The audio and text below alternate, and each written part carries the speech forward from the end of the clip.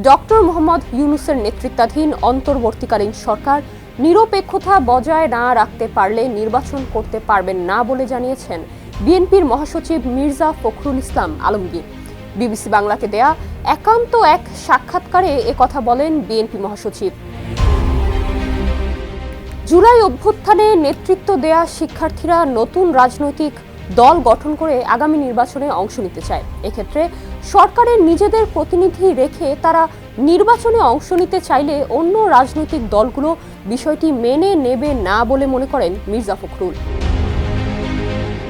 নির্বাচন প্রসঙ্গে মির্জা ফখরুল বলেছেন, বিএনপি দ্রুত জাতীয় নির্বাচন চায় এবং এটি 2025 সালের জুন-আগস্টের মধ্যে করা সম্ভব বলে মনে করেন।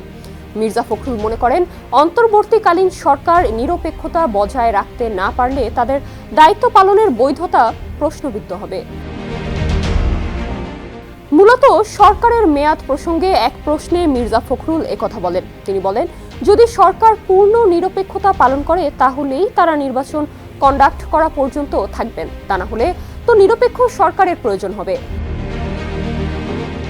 তবে সরকারের নিরপেক্ষতা নিয়ে এখনো কোনো প্রশ্ন তৈরি হয়নি বলে মনে করেন বিএনপি মহাসচিব। তার দলও তাই মনে করে বলে উল্লেখ করেন তিনি।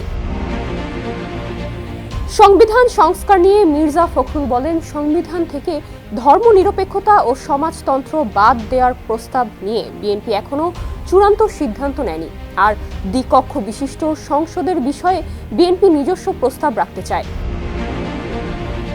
শিয়া বাটার ও ভিটামিন ই সমৃদ্ধ lily glam beauty soap. Lily, always beautiful.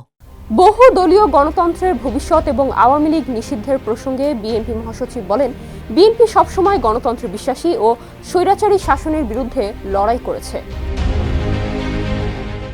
Nusrat Jahan, সমকাল।